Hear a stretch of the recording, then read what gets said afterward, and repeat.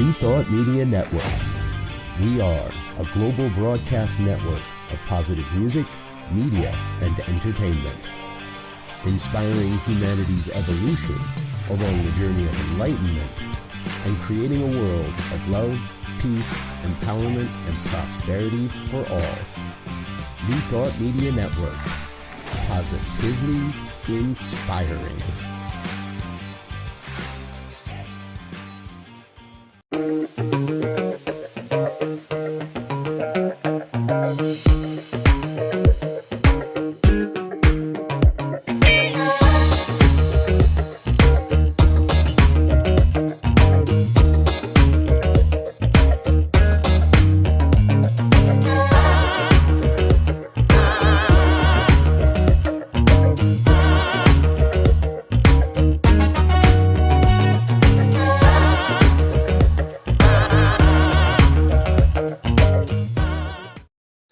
And hello again, dear ones. Dr. Robert with you over here. Reb Z right here. And this is New Thought Today for a Tuesday. It's the 24th of September already, Z. Where did the month go? Yeah, man, it's October for all intents purposes. I mean, you know, it'll be the 28th and boom. Before you know it. Before we know it, we're going to have to figure out what we're doing for Christmas and the holidays. Yeah, I know. Yeah, well, my daughter's going to come in, so I'm looking forward to that. So that's going to be a good deal, but it's coming to a theater near you real soon. Exactly. So, folks, welcome to New Thought Today. This is the opportunity Rev Z and I take every week to take a look at what's going on around the New Thought movement, perhaps oftentimes talk with other leaders around the future of what's happening in the New Thought movement. And today is kind of a smorgasbord of all kinds of things. We want you to know you're welcome to join us in the conversation, share your comments in the comment box, and if appropriate, we'll jump into those. So yeah, there we are. All right. Hey, Z, you know, the first thing I wanted to talk about actually is to give you a big, huge shout out because we are just in the midst, in the early stages, if you will. Today was day number 3 of the Men's Summit. I'm going to pull up the image there so people can see what we're talking about. And this is a traditional type of online summit, over 22 speakers here on this. And you had your day in the sun, as it were, on this platform for this talk. You were part of it today. So I had a chance to kick back. You know, it's fun. We've been a part of making all this happen. And so I could have watched your talk at any time, Right? but I didn't. And so when it popped up in the feed this morning, I was like, "Oh, yeah, I could watch this." So it was really good. And Well, thank you. It's been fun to be a part of this. And I wanted to kind of catch a little bit of your idea on what it was like for you as well to be a part of this. Yeah, you know, I think it was a great idea and something that, you know, ideally it would have been in person, right? But given the circumstance and where we are, I think it was such a great idea with the various talk titles and the various speakers to give a broad brush, if you will, of what men's spirituality looks like, or the things that spiritual men are looking at and concerned with and acting on behalf of in the world, right? Given all of the stuff that's going on, to have this and to give people a preview of the new masculinity, if you will, is a good idea. Yeah, exactly. And you guys talk about diversity, which I know is one of your favorite topics to talk about. The title of your piece was "Diversity: The Truth and the Glory of Oneness," and I thought it was really, really good. So yeah, thank you. CSL had the Peace Day on Saturday. We had a little workshop, the DEI committee, and I was a part of that. And again, this idea of diversity, equity, inclusion, and belonging is such a big deal now, really. And it hurts my heart to see companies and organizations dropping their DEIB programs or DEI. They got various things to denote it, but to think that we are going back to the old siloed way of living, not only in professional life, but in private life as well, we are beginning to shortcut ourselves so much because we're going to miss out on skills, talents, and everything else that the so-called other has to bring. Exactly. And you're hitting on a really important point here, because a lot of organizations are backpedaling, if you will, or rolling back their DEI initiatives, mostly under some false precept of public opinion that isn't based in truth, isn't based in the reality of what's happening. And so I applaud that New Thought as a whole, and specifically the organizations like Centers for Spiritual Living, that is not backpedaling, but is doubling down, if you will, or continuing to invest in DEI awareness and initiatives. And it was something it kind of floated through my mind recently, and it's, why can't we just let people be people? Right? Why can't we just celebrate people for who they are? And it is the fact that we can't do that we need this type of work. Right. And, as I said in my talk, I mean, if we look at nature is the best example of any and everything we're trying to do. And, so some people come up to me and say, oh yeah, but there's all this stuff going on in nature. Lions are killing gazelles and this, that, and the other. I said, yeah, but they don't kill a herd. They kill one, right? And it's for necessity. And, it's not killing the gazelles just because they're gazelles, because it'll kill a caribou, or water buffalo just as soon as any other animal, to prove the point, or to highlight the point rather, that we know that there is a give and take in the universe, an ebb and flow, as we say, a yin and yang, and it does not overstep a bound. Whereas our behavior, human behavior, we overstep bounds, we discount. I guarantee you, if a lion is chasing after a gazelle and he can't catch it, he doesn't discount it. He's like, that sucker was running today and I couldn't catch him, right? And I admire that. I got to get faster or whatever. And we have to begin to look at life that way. It's an integral whole that cycles through life, not crossing bounds. And we as humans, we cross bounds on that front of discounting people every day. Yeah. Yep. Exactly.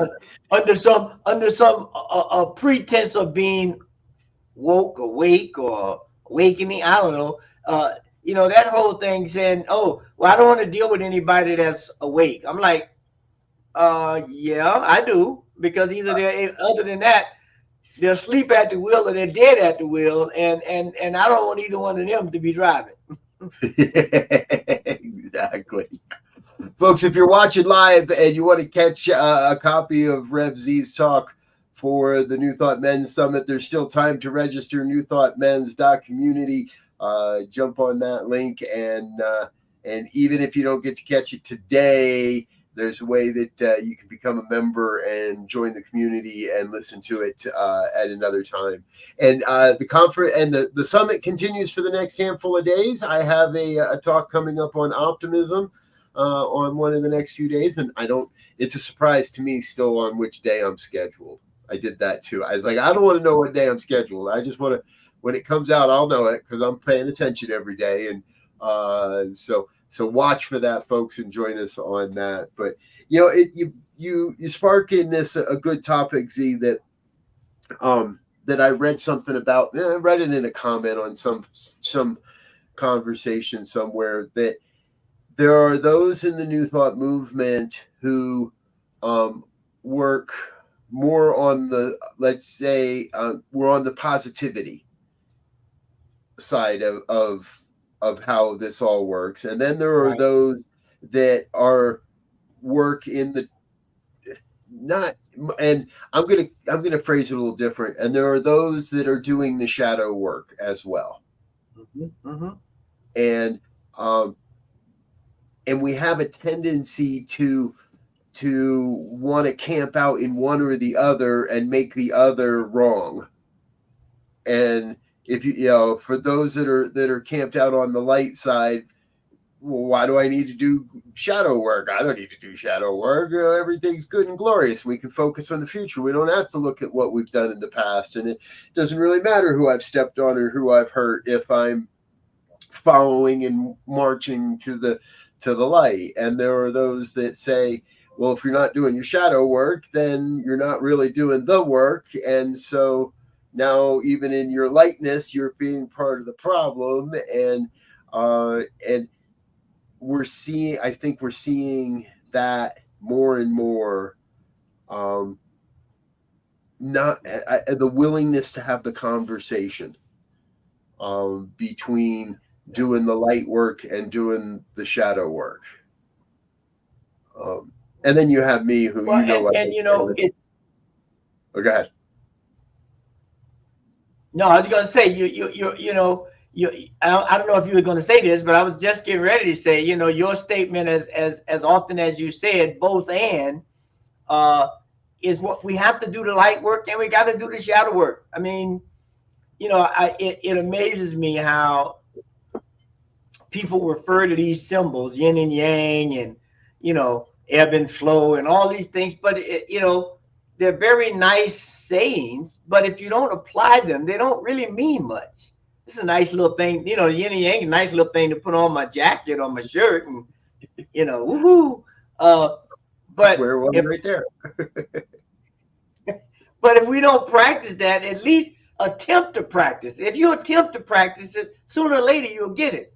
But if you just have it as an icon, as a brand item, it's like you can tell pretty quick if someone is trying to live holy, i.e., both shadow and light, and whatever emerges as those two come together, it becomes clear.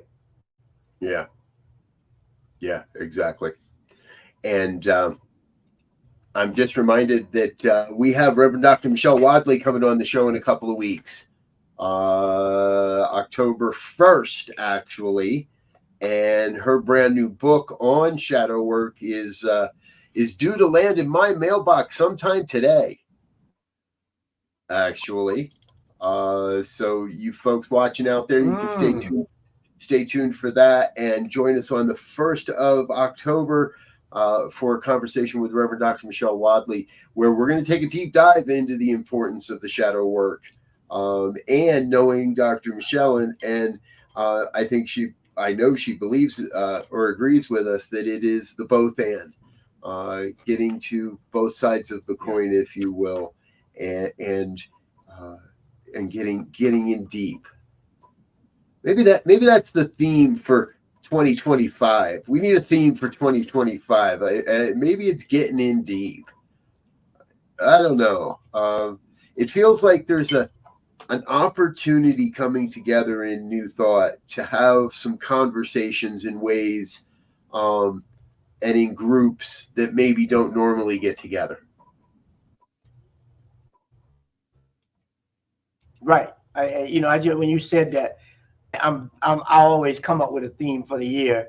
And 25, when you said that, it might be something like coming alive with a deep dive, um, or something to that, because we have to go. Right now, the majority of people, I think, are still, myself included on occasions, I'm not exempt, are very broad brush, superficial. Oh, if we just do this, oh yeah, um, but and some good ideas do come out of that. However, for that to actually have an effect, there has to be a deep dive into planning it, doing it, evaluating it, and then improving it in that continual cycle of growth. Um, because by definition, if we look at nature again, every living system is a closed system, right? It takes information in and it deals with it one way or the other, but it's a closed system for the most part that's trying to elevate or evolve as it takes in new information. Right. And right now we got lots of information, but I don't know how well we're taking it in and adjusting to the new information we're receiving. Well, and I'm kind of reminded by that there's that old saying, I'm sure you've heard it somewhere along the line, that a good preacher preaches the same message until the congregation demonstrates. Until right, it might be the same message in 52 different wrappings, but it's the same message at core until the congregation demonstrates. And right now, it seems to me that the congregation, I'm going to open this up a little bit, the congregation of New Thought, I think is really, really hungry for a new vision of leadership. And I think the world is envisioning a new way of leadership.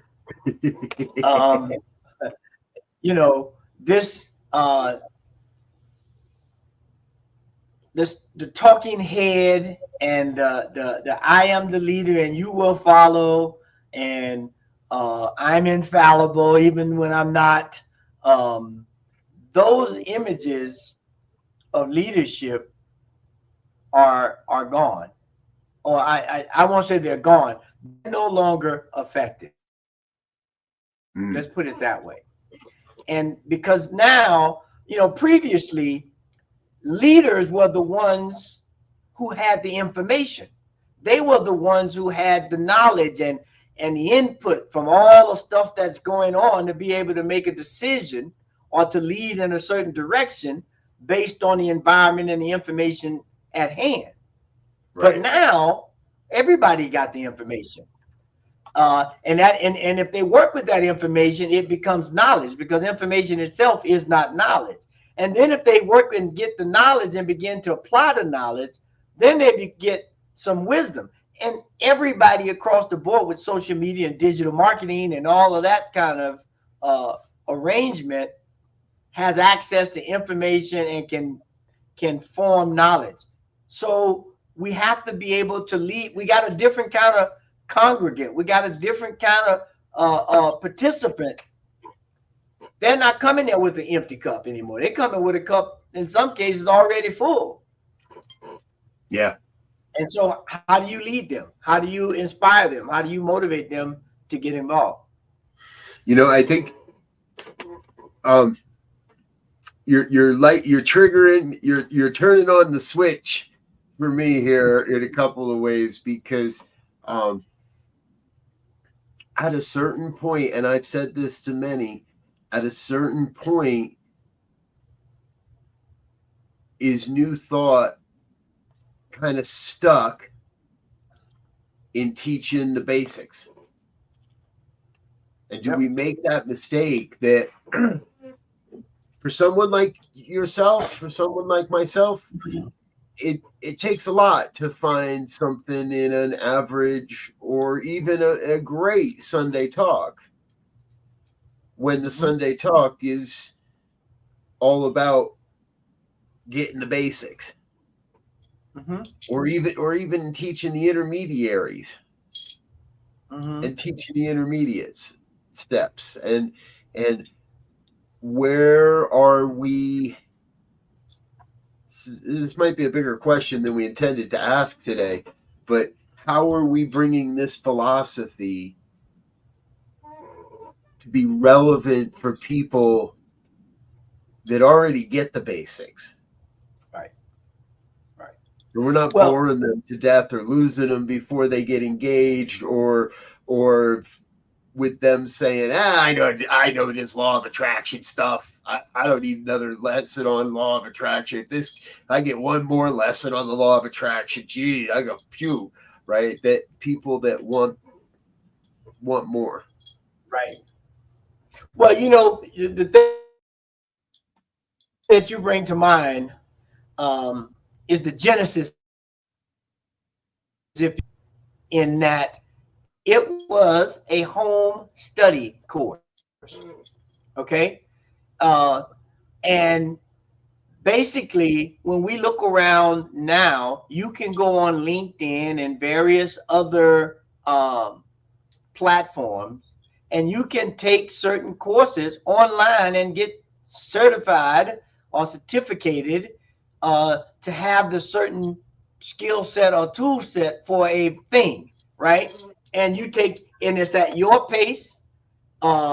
That there's a way to collaborate and talk to, if a group or whatever. And that's not for everybody. But when we look at basic concepts, to have someone understand that at their own pace, and the home study course, if you will, provides meaningful exercises to demonstrate or to apply that thing, whatever it is, so you can do it until you feel comfortable, right? There's the whole system of the Master Key System by Charles Haanel, which he goes through that. It's like a long process, like I don't know. I mean, it's like a couple of months, few months. I did it once, and it was challenging. Most of us want to just read the stuff and move on and say, look, I'm on lesson 5.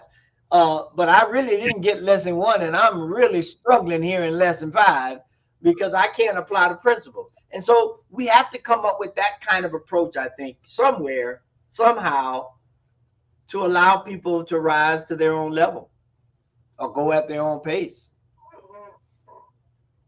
So a prerequisite that, okay, here, welcome in on a Sunday. If you're feeling a little lost, here's your homework. Here's the keys to the prerequisite course. Go spend the next week diving into that, because we're going to be talking about some pretty deep theory here on Sundays. Right. Like, one thing I always do at the end of the service is I give homework. I give 1 or 2 or 3 call to actions to say, look, I can sit up here and talk till I'm blue in the face. But if you don't try some of this stuff, you won't see the relevance, and you won't see the benefit, nor will you believe it works, which is the biggest thing that will give you the impetus to do it again. Right. And that's the key, is how do we convey to ourselves if we get down, because it is a cycle. Sometimes we're on the down end of that cycle, and I need encouragement to take this stuff and practice it. It works if you work it, and you gotta, but you can't stop working it. You got to keep working it, right? And we need, and I understand, we need those experiences, those early experiences when we're first learning this philosophy of princes, palaces, and parking places, of getting the stuff that we want, so that we can prove the principles work, and we know the principles work. And there's a freedom in that, because then when things appear to not work, we know that they're really working. They're just working by appearing to not work. Right. And I like to always use the example of, these laws, that some of them supersede other ones, right? So we have the law of gravity, but I can supersede the law of gravity if I implement the law of aerodynamics, and I will fly. And as long as I maintain the law of aerodynamics, gravity will have some effect, but it won't bring me crashing to the ground. The moment that I lose contact with that law of aerodynamics, gravity would say, okay, no more supersede for you.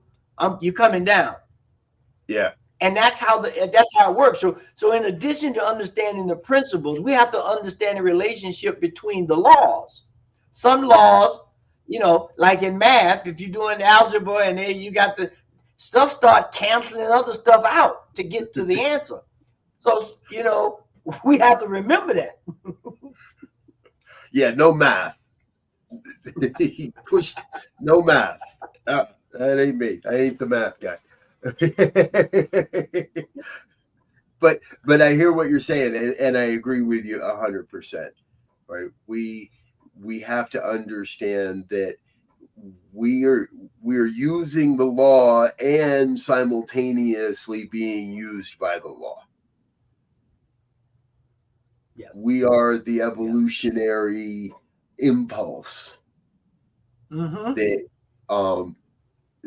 allows us to, once again, continually proving the principles work. Yes. Being the living demonstration of all this. Yeah. And you think about, I look at it often in terms of DNA, right?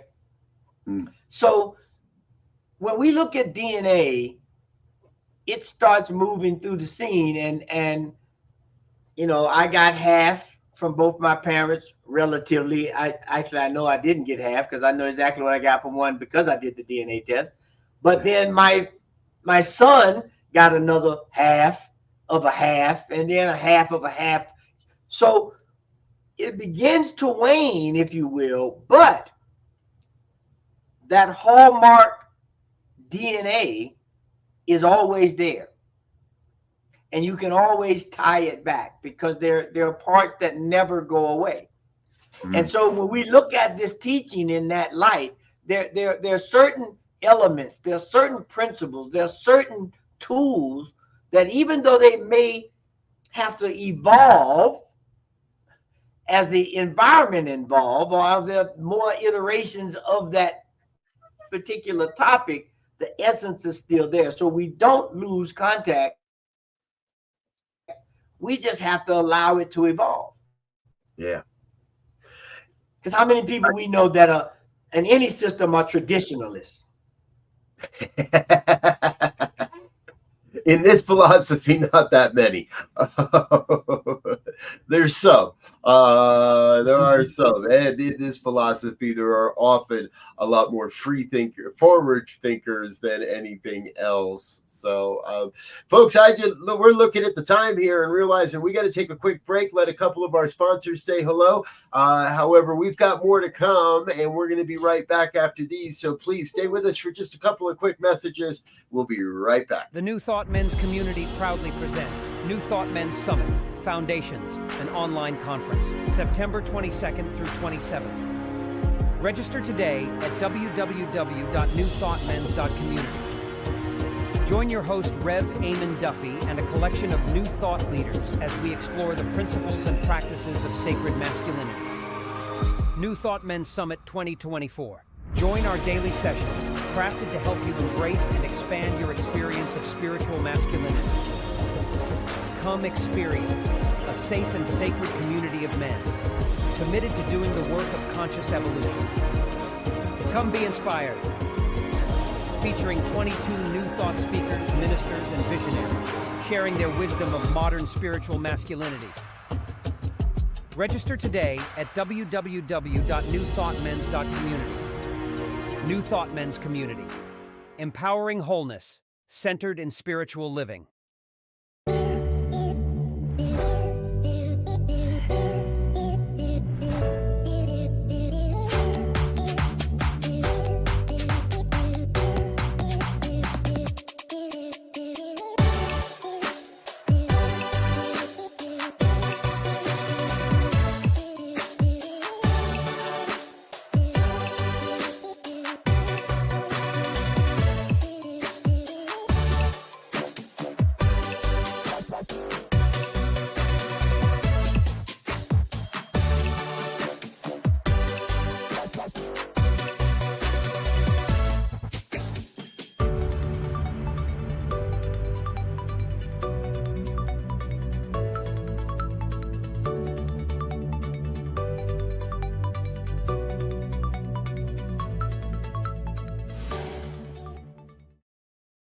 And we're back with more of New Thought today here on the New Thought Media Network. I'm Reverend Dr. Robert Brzezinski. My co-host and dear friend, Reverend Elzia Sekou, is with me here today.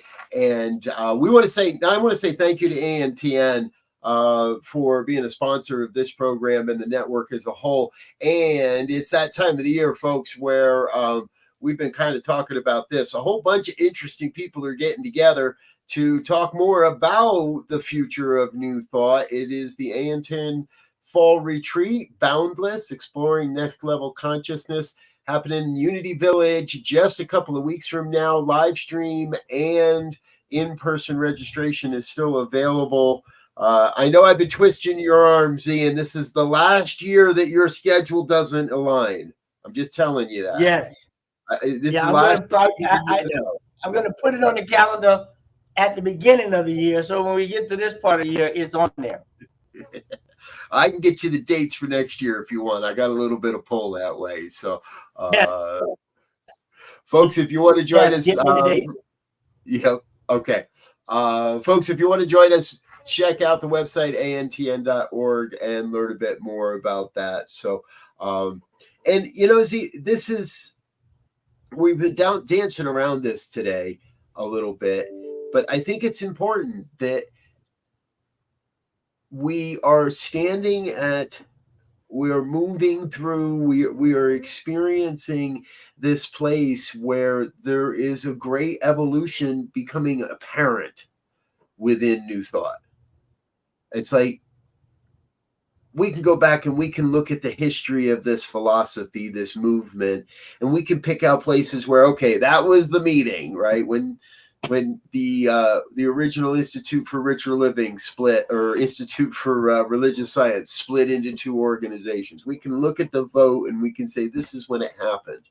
And we can look at things like when those two organizations reunified in 2012. And this was the vote. This is on paper but what we don't necessarily see is the work that it takes to get there. And the work that it takes once a turning point like that has happened. And I think that we're up to our eyeballs, actually, in the envisioning and the embodiment and the movement towards an even greater shift in the New Thought movement. And I'm not 100% sure what it looks like. And I want to come back to where we started this conversation, that in some ways, it appears some things might need to go away and might need to be released and let go of. But if you say those things too loud, you're working on the dark side, and you're suddenly a dark Jedi Knight, and you're Darth Vader or something. But do we have to let go of the way things are in order to activate the way things want to be? Well, you know, there's that saying, if my cup is full, I can't put nothing else in it, right? If my hand is closed, I can't put anything else in it. Right. And so I think, you know, we really have to. I mean, I think the foremost thing that we have to do, I don't care what the arena is, whether it's spirituality, economics, politics, education, we have to begin to earnestly look at things as a wholeness, as a oneness, and really understand that there is no separation. There's no way I can separate politics from economics, because there's no way I can separate education from economics, or education from politics, because as a politician, one of my jobs is to keep the whole thing going. So I can't ignore any piece of it. Now, at times, certain slices may need more attention than others. You know, if my gas is low but my tire is flat, both of them need attention. But I got to pick the tire first, so I can't go get no gas, so to speak. Yep. And so that's what we got to do. So let me play the advocate here, or the questioner here. Is it even possible then to have a separation of church and state? I don't think so, personally. I know that I might be stepping in murky water. But you know, and I'll take it out of the vernacular of church and state, because that pushes button for some people. Okay. But the secular, if I put it in the concept of the secular and the sacred, there's no way to separate them. I don't think, because that sacred, or what we call the church, whether you, I think even if you consider yourself to be an atheist and you don't believe in the church, there's something that takes its place, which in a lot of cases is science. But at the very genesis of all of that, there is this unknown. Scientists have proven and know a lot of things, but there's a ton more that they don't know. And so you can't effectively separate them. Again, it's the yin and yang. It's the inner and outer. It's the right and the left. It's the up and the down. Pick one of the metaphors that work for you. But you can't have one without the other. There's always going to be somebody selling incense. I might buy a few. Yep. I might buy a few. Yep. I like this, because I think that, like, again, keeping this in the New Thought world. I don't want to stray into politics. We talk about that on Friday mornings, folks. If you want to talk about politics, join us Friday mornings. But Tuesday afternoons, we talk about New Thought, and we have to be able to look at the philosophy and the organizations that are teaching the philosophy, I believe, from that both and place, that we are both the sacred and capitalists. Yep. We have, we might put somebody's well-being above making a profit. We put the well-being of our people in front of the bottom line, but it doesn't mean that we get to ignore the bottom line. Exactly. And we can't leave the bottom line so far behind that we have nothing to give the people that need the help the most. I think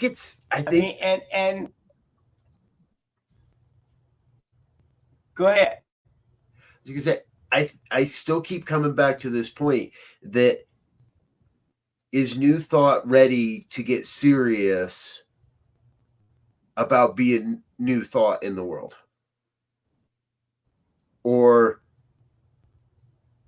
as a movement, as a collaborative, as the 12 tribes, as all these different organizations, are we just Are we just like, yeah, good enough. I got mine. I'm hanging out. I'm just going to keep going around the loop for a little while here.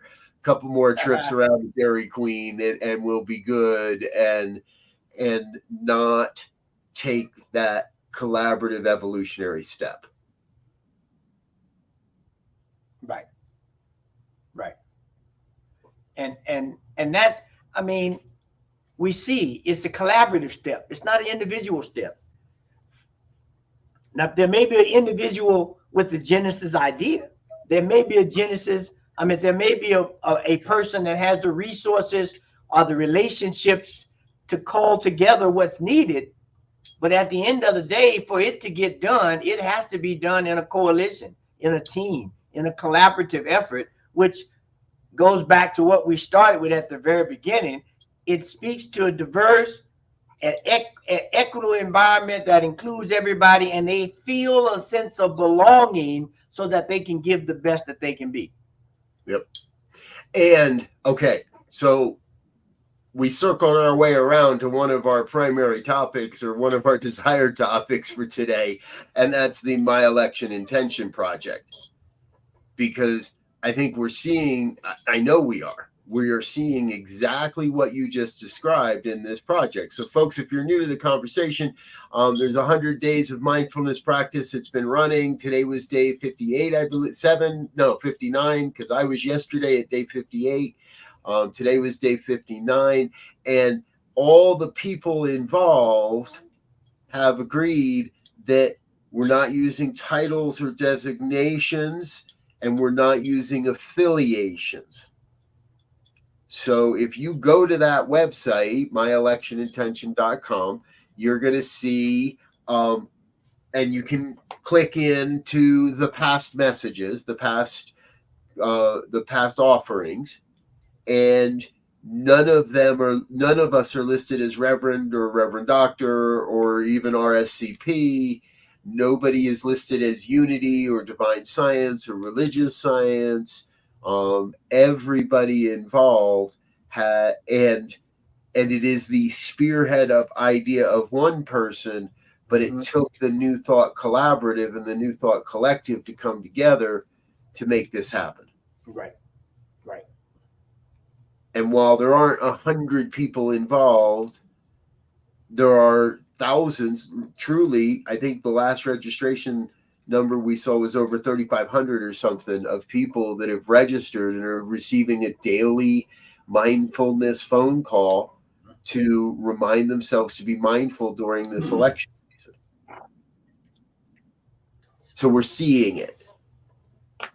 I guess that leads me to the question of how do we do it again and again and again?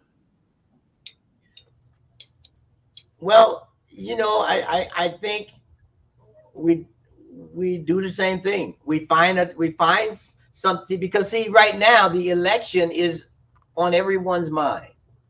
Right. And so once that's gone, nobody's going to think about the election. The statistics show that midterm elections and off-cycle elections, the voter turnout is always low, so forth and so on. Right. So the thing, so if we find another arena, topic, or whatever that's important to the people, and we start a campaign, 100 days to realizing the effect of climate change, or right now there's this big thing going on about recycled plastics, and the state of California is suing Exxon Mobil, because they've been telling people for years that the plastic is recyclable, and they're saying 98% of it is not recyclable. So a 100-day campaign to get people to buy a water bottle. Don't buy no more plastic. Buy the one big plastic and put the water thing in your house or whatever it is, and see what happens. Yeah. Okay. There we go. What should we do, folks? Drop a comment in the comment box. Right. So we got 100 days. This sounds to me a bit like the season for nonviolence. Yes. And perhaps that's another place where we can bring the New Thought movement together in a in a longer format of consciousness raising, of mindfulness, of collective, because I think it's cool to know that. I mean, I listen to these things every day for myself. Now, I know what I was going to say, but I don't know what you said and what others said and everybody else is saying. So I listen to them every day, and they support me every day. And it feels so good to know that I'm not alone. Mm-hmm. And you know, I know that obviously I've known for a long time I'm not alone in any of this, but to have that sense of a collective community experience that somehow, some way across the United States right now, today, there are some upwards of 2.5, 3.5, maybe more 1,000 people that are joining together saying, wow, that was worth 2 minutes of my day. Mm-hmm. And I feel better about it. And it's all based on the New Thought philosophy. You know, the old adage, when two or more are gathered, right? Right. That they come with a grateful heart and a clear intention and a willingness to work. However that shows up, things happen. Things happen. And so often we get sidetracked or we lose faith in the apparatus that we're using, and we give up. But when you have things like this, you see what the effort of one person with an idea followed up by two or more can do. Right. Yep. Where two or more are gathered, and I am a complete majority with God. Any one of us. Yes. But that complete majority requires the complete majority. It requires all of us to be doing our work. Not necessarily believe in the same thing, but that every one of us are doing our own work. I'm going to get back to my old soapbox of the body. You know, all of my other organs can be as fit as a fiddle. But if my lungs ain't working that well, boy, I got some problems. Yep. Or my heart, or my kidney, or my liver. And so it takes, and eventually we know this, especially if we look at some scientific things about batteries or power generation. And sooner or later, all the other organs drop down to the level of the weakest because they can't go full bore. And so now you begin to have degradation in the whole system. So the thing to do is keep doing what you're doing, but strengthen or uphold or uplift or supplant, whatever works, that system that's not working to a level of high octane performance. There we go. And that's how we solve the world. That's how we solve all the problems. That's how we create an energetic vibration that is so strong that those around us cannot deny the power, the intentionality, the purpose behind the vibration, behind what it is we say we want. I think that's important. Oh, I know it's important, but I think it's an important reminder that when we talk about things like creating a world that works for all, that's not, and so it is, and it's done. That's because until I can live that every moment of my day, then I've got places where I can grow and where I can expand. Every day there is somewhere where I either perceive the world doesn't work for somebody, or I create something that doesn't work for somebody. where I create a situation or an environment or an event that doesn't necessarily work for someone. And again, we're in the both and, right? I can't, if I had to please everybody, I'd get nothing done. Right. Because we know everything ain't for everybody. We know that. That's why you have people with certain allergies and certain propensities or whatever, because it's not for them, regardless to how it happened, it's not for them, right? And so whether it's by choice or whether it's by design or whatever. So again, there's this yin and yang. I mean, that is the perfect symbol outside of nature itself, I believe, that shows the continual evolution and the involution and the evolution of life itself. Yep. Amen. And so it is. Folks, we need to take another quick break, say hello to some of our donors, organizational sponsors, and individual donors, say thank you to some folks. And then we're coming right back, though, because we still got time for our final thoughts. Stay with us. Stay tuned. We'll be right back after this message. Please help us say thank you to our organizational sponsors, including the Hefferland Foundation, Affiliated New Thought Network, International New Thought Alliance, Science of Mind Archives and Library Foundation, Center for Spiritual Living Denver, Center for Spiritual Living Midtown, New Thought Philadelphia, Planned Happiness Institute, Summit Center for Spiritual Living, One Heart Retreats, Center for Spiritual Living on the Lake, Unity Kitchener, Unity Spiritual Center Ottawa, Om Center for Spiritual Living, Satya Center, Begin Within Ministries, Center for Spiritual Living North Jersey, Unity of Savannah, and the Center for Spiritual Living Seattle, as well as all of our individual donors. Thank you for being part of the New Thought Media Network.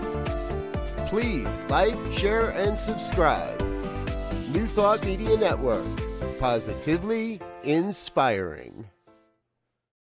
Yes. Thank you to all of our organizational sponsors and individual donors. If you'd like to help make sure New Thought Media Network can share this mighty message around the world, please head on over to our website, ntmedia.org. Click on the donate button, make it a monthly recurring donation, and we'll include your name or organization in our next thank you video. All right. So, Z, I love the conversations where we get to interview people, and I love the conversations where you and I just kind of get to go wherever spirit takes us. Because I've got a firm belief spirit's taking us to the place where, number one, we can do there's the famous.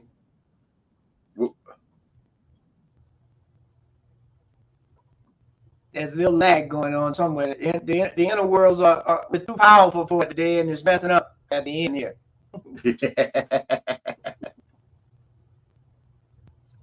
Exactly. We are overpowering the internet. I love it. But what I was saying there was, we're getting to I am really confident that spirit is bringing you and I and all the people involved, especially with this network, to a place where it is obvious, where it is clearly evident the good that we're here to do, the service that we are here to bring, the ways we are here to enlighten and share and inspire and be a part of the change and the growth and the evolution of New Thought, rather than just sort of riding the backside of the wave. And I mean, I think there's this line out of the Ray Charles movie that he makes two lines that I like. He says, one, it's going to do what it's going to do.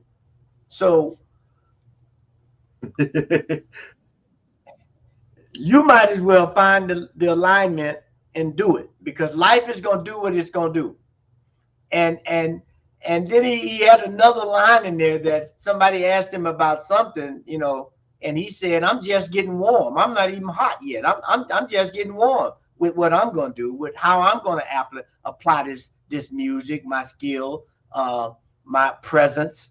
And that's how I think, you know, those two statements put together, it's going to do what it's going to do. And I'm just getting warm in my alignment with it, and my helping it show itself in its true form.